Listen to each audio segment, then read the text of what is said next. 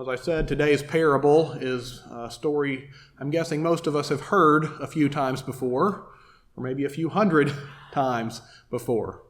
It's one of those passages when you get to it, it's always a debate for me, well, should I preach on this since people have heard this so many times, or do I look for something, more original, more insightful? I first was wondering whether I should preach on the Good Samaritan, which is the gospel text for this Sunday. I thought I might be like a woman I saw. It was a very funny Facebook post, I thought. It was a picture I saw earlier in the week. It was a woman. She had her head down and on her desk, just like she was totally exhausted. It was a writing desk, and the caption underneath it said, "I just don't have one more church newsletter article left in me." And I thought that was funny because I've written a few church newsletter articles in my day, so that was, and I felt like that oftentimes, and so I wondered whether I would be like that with the parable of the Good Samaritan, whether I was just going to say, well, have we heard this all before? Is there anything I can get out of this story, or am I just going to be stuck? Is it just going to be repeating what we already know? But then, of course, like you, I saw a lot of what was going on in our country this past week, all the debates about that, and just seeing what's going on in the news. And then as the week went on, and I grew just more horrified at a lot of the things that were happening in our country, I began to realize something about the Good Samaritan story, is that when it comes to a story like this, we don't need originality. We just need to listen to what Jesus is telling us in the first place. Because when you look at a story like this, it seems to me like we're further than ever from actually doing what it wants us to do. It's a beloved story. It's one we all know. But as far as practicing it, that remains just as difficult, just as far from many of us in our country as ever. And that's why I thought, after a week like the one we've had in our country, maybe the best thing we Christians could do is simply read this story with an open mind and then pray that the Holy Spirit would help us to live it out. I was thinking this week, this is a story you could read at the beginning and the end of each day, and I think still get something new from it, something you could apply to our lives or what's going on in the situation in our country, and maybe that would be a healthy thing for us to do. Maybe we could try to finally learn to practice what Jesus is telling us to do here. Because really, and this is why I said I think the Holy Spirit was behind the selection of this gospel lesson today. If you look at the situation we're in, there's few words of Jesus that I think better address the things that are going on in our country than the parable of the Good Samaritan. Our trouble when we read a story like this is it's become so familiar to us, even kind of a sentimental story for us, that we're liable to miss just how shocking, just how radical, just how challenging this story would have been to Jesus' original audience who was hearing it. And that's why it might be helpful as I stand before you today and speak about this story. If you just said a brief word in your heart, a brief prayer, that God would help me to present these words in such a way that we would hear them as if they were new, and that they wouldn't just leave us as we are, that they would challenge us to become more like Jesus, and to give up the habits, the selfishness that keeps us from putting this parable into practice. And that God would give us grace to become the people that this parable wants us to be.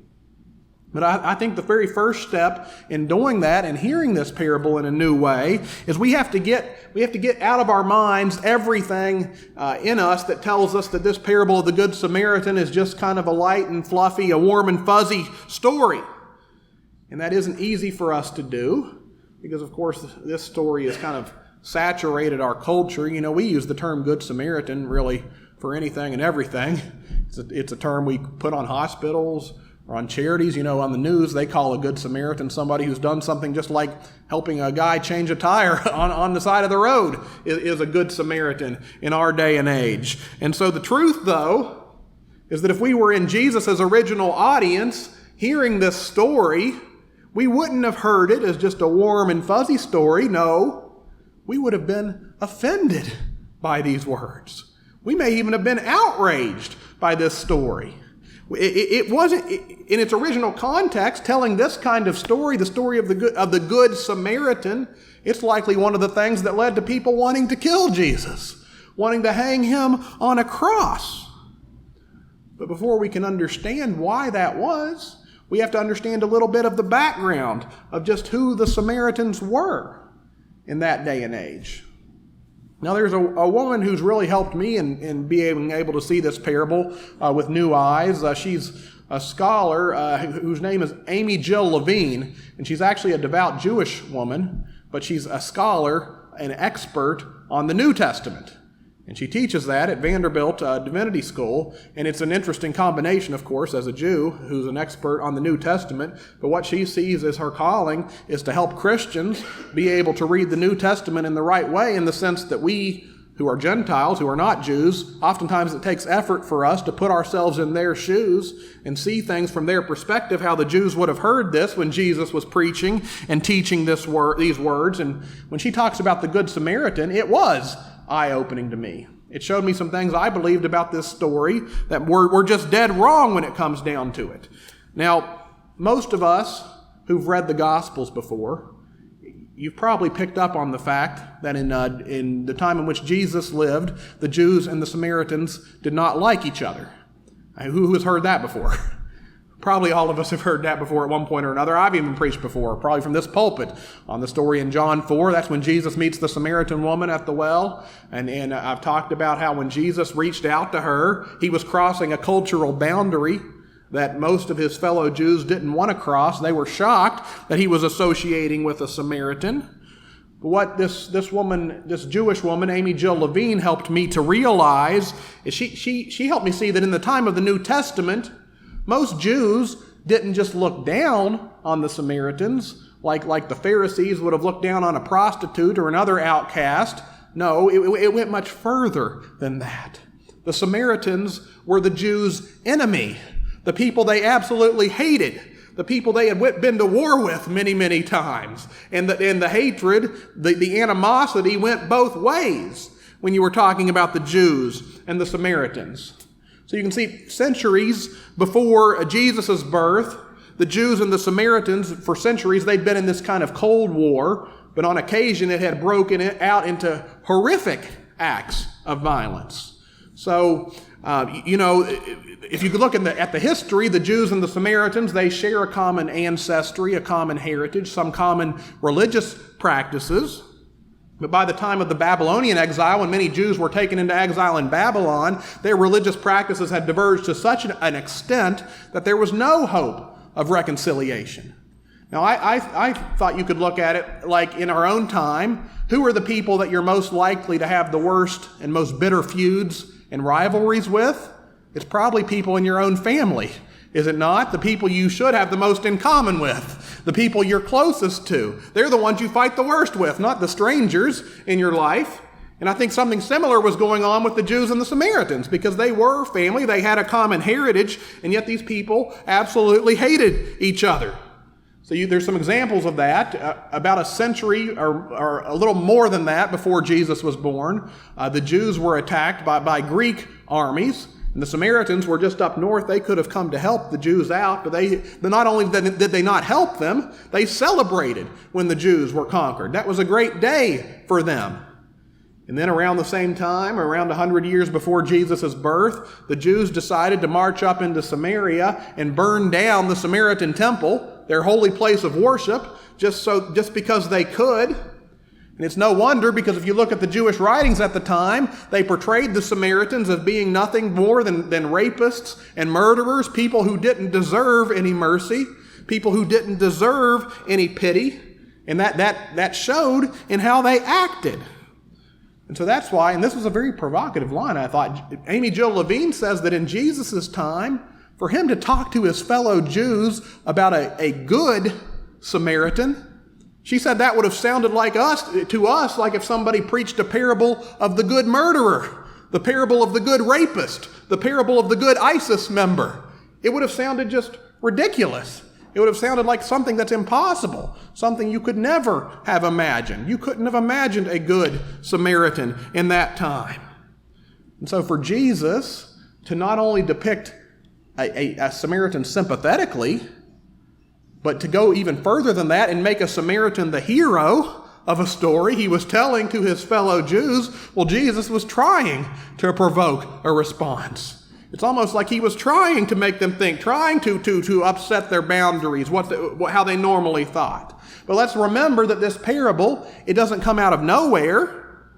No, Jesus tells it in response to an expert in the law, a lawyer of the time, who is actually trying to trip Jesus up. So remember, this lawyer is somebody, he's an expert in the Old Testament law. It's not like a lawyer in our day who talks about estates and all this, cutting taxes and all that. This is a lawyer who knows the Jewish law, the law of Moses.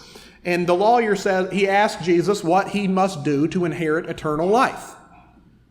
Now, it's obvious from this dialogue, this lawyer already knows that there are two great commandments in the Scripture. The two great commands are to love the Lord your God with all your heart, with all your soul, with all your mind, and all your strength, and to love your neighbor as yourself. And those are two commands from the Old Testament this lawyer already knew. One comes from Deuteronomy, one comes from Leviticus.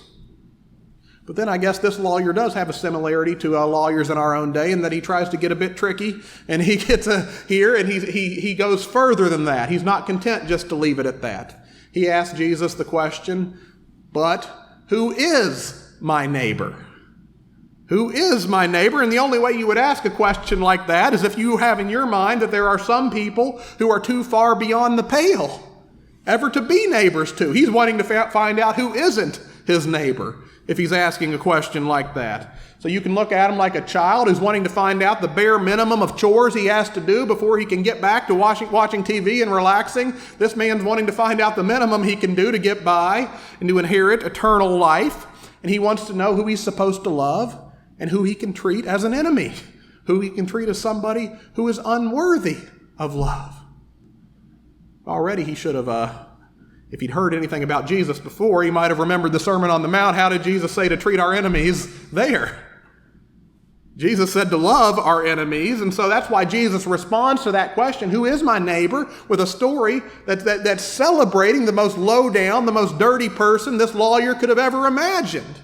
And that's the story of the Good Samaritan. And Jesus doesn't just show a Jew who's taking pity on a wounded Samaritan, because maybe that would have been palatable. Maybe that would have made the lawyer feel good about himself. No, Jesus tells the story about the Samaritan taking pity on a wounded Jew. And a Samaritan's the last person a Jew would have wanted to accept help from or see as a savior to them. And so, but Jesus here, he's not interested in our games. He's not interested in the way we put people into categories and divide people up. Because according to Jesus, there is no them. There is only us. We want to say there's them and then there's us, but Jesus is going to break that down. Jesus is going to say that there's nobody who's unworthy of love and mercy, and that is especially those that we don't want to love, those we can never, ever imagine ourselves loving or caring for.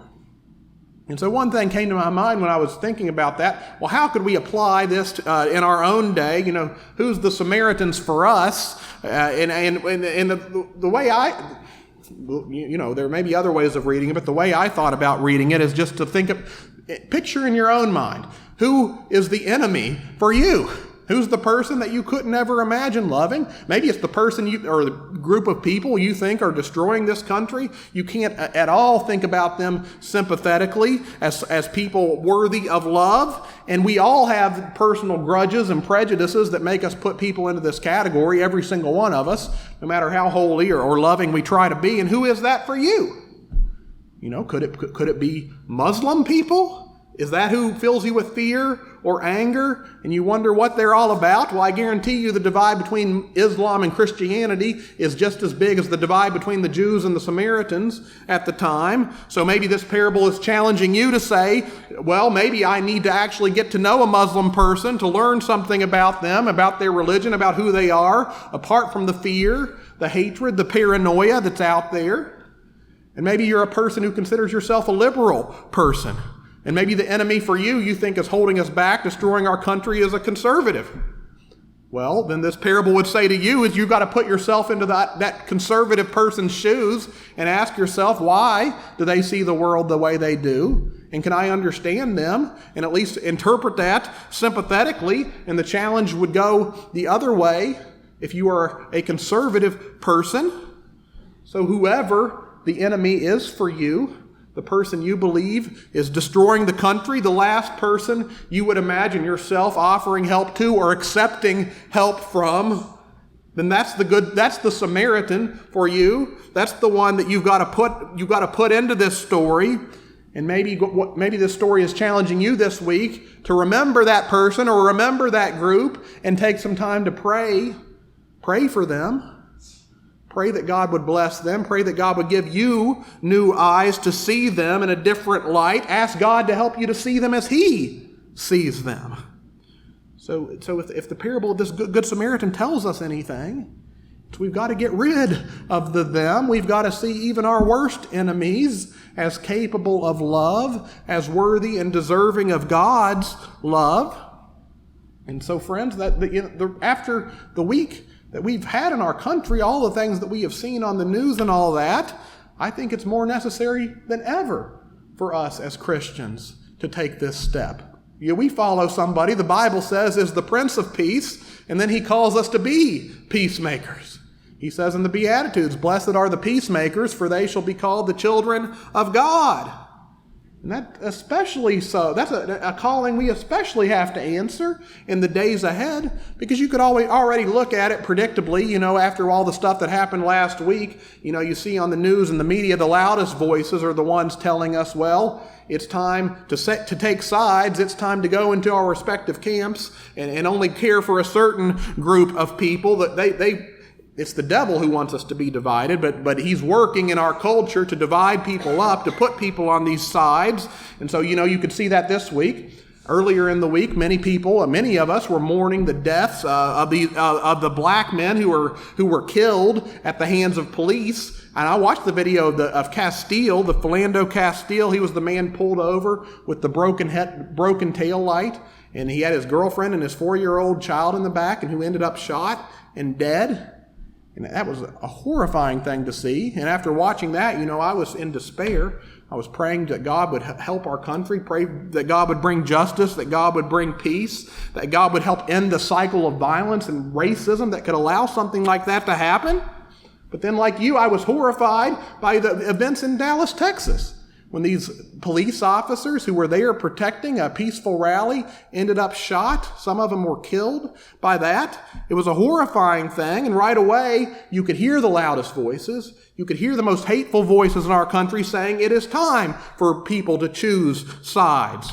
Do you support the police? Or do you support those who are saying the Black Lives Matter? Do you mourn more for the police who were shot down and died? Or do you mourn more for the black man who was shot during a traffic stop with his 4-year-old daughter seeing her father die? Who do you mourn more for is the question the media wants us to ask ourselves. But I think what would stun the world is if we as Christians said we're not going to play that game of dividing up. What if we said we're going to work and we're going to pray and vote for justice, and we want justice and peace for our black brothers and sisters who are created in God's image. But of course, we also love and pray for the police who are putting their own lives on the line to protect us. And we pray for them. We mourn for those losses too. I think we have to, if we take Jesus' call to be peacemakers seriously, we can't just choose sides like the world wants us to do, like the devil wants us to do. If we're going to be peacemakers, then we have to stand up for peace in our own families, in our own churches, in our own communities. And to be a peacemaker is difficult because sometimes it's going to put you at odds with both sides. They're both not going to like you. The call to be a peacemaker, even though most of us would say we want peace, with our actions we often say otherwise. To be a peacemaker is a huge challenge because you are going to make people mad. And so think about the parable of the Good Samaritan. What do the priest and the Levite do? These are the people who can't take time even to help out their own countryman who's lying bleeding on the side of the road because they're thinking about themselves most likely. They're afraid. Maybe that same robber who struck him down is going to get us if we take the time to help him. So they go on by. But if stopping to help this wounded man, if that would have been a danger to them, how much more dangerous would it have been for the Samaritan to stop and help? Because he was a foreigner. He had no obligation at all to this wounded Jew who was lying on the side of the road. In fact, If he had he did put the man on his donkey, but if another Jew had seen a Samaritan carrying a half-dead Jew on his donkey, they were liable to think he did it. They would have accused him of being the one who beat this man up and took his stuff. But the Samaritan, he doesn't weigh those consequences. He's not thinking about that at all. And I think we can see the reason in Luke 10:33, because that's where Jesus tells us that when the Samaritan saw the wounded man, he was moved with pity. Now, one thing I learned about this passage, too, is moved with pity. It's a pretty mild translation of a much stronger Greek word that implies a stirring deep within the body. It almost literally means feeling compassion in your guts for somebody else. So this is a term Luke uses elsewhere in his gospel to describe how God feels. When God sees us, God is moved with compassion, moved with pity. But here what he's doing is he's saying that for the Samaritan, when he saw the wounded man on the road, he wasn't even thinking about him as just the hated enemy anymore. He was just seeing a fellow human being who needed his help. And so how could he not act? He was moved with pity deep in his soul. But he may not have thought about it, but by acting to help, he was actually breaking a cycle of violence, of racism, of hatred between the Jews and the Samaritans that had gone back for centuries. And so maybe there was something deep down that knew it's true what the Reverend Martin Luther King Jr. said, because he said that force begets force, hate begets hate, toughness begets toughness, and it's all a descending spiral ending in destruction for all and everybody. But somebody must have a sense enough and morality enough to cut off the chain of hate and the chain of evil in the universe. And you cut off that chain by love. That's the only thing that'll break that chain. But isn't that what the Samaritan did? The Samaritan was stepping into the middle of a descending spiral of violence, and he was putting his own well-being on the line to do so, but he was doing it to break that chain. But for us as Christians, is not this parable pointing us to the love of the one who bore the weight of the world's violence, the weight of the world's sin and hate, and he bore it on the cross to end it once and for all? And that one is Jesus Christ, God's Son. He is the one who first loved us, the one who first created us and made us in his image, but we didn't love him. Through our own choice, we became his hated enemy. We left his path. We set out on our own way. But it wasn't long before our violence, our hatred, our selfishness turned back on our own heads and left us wounded in the ditch by the side of the road without hope, without God in the world. But friends, the gospel truth is that Jesus saw us. He saw each one of us when we were collapsed on the side of the road. He saw our wounds, and he was moved with a compassion deep in his guts, deep in his soul, to set out and to rescue us. And he came to us when we were lying there. He picked us up. He placed us on his donkey. He paid the innkeeper for our lives, for our health. But Jesus didn't pay with the gold coins. Jesus paid with his life.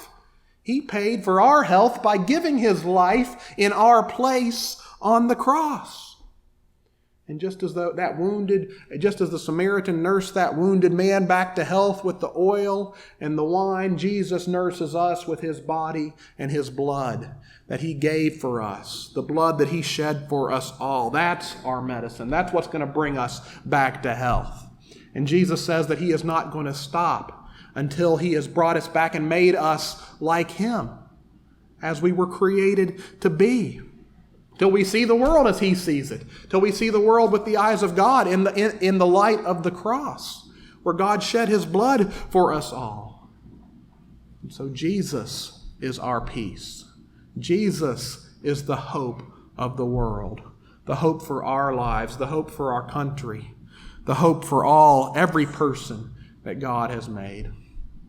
And so I can think of no better way to close out this sermon than for us to take a moment to pray. just take a moment to pray that the Holy Spirit would help us to not just be hearers, but to be doers of the word. So I ask you now just to hold out your hands. Hold out your hands like this, just in this is a posture of receiving the Holy Spirit.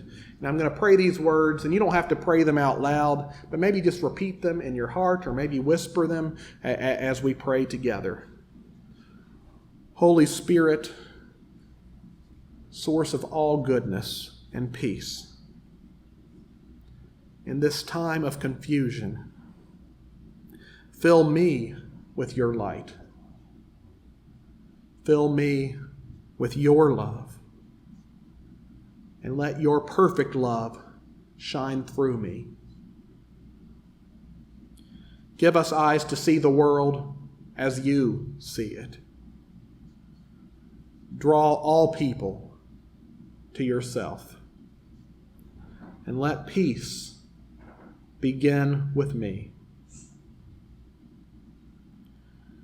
We ask this in the name of Jesus our Lord, the Good Samaritan, who first loved us. Amen.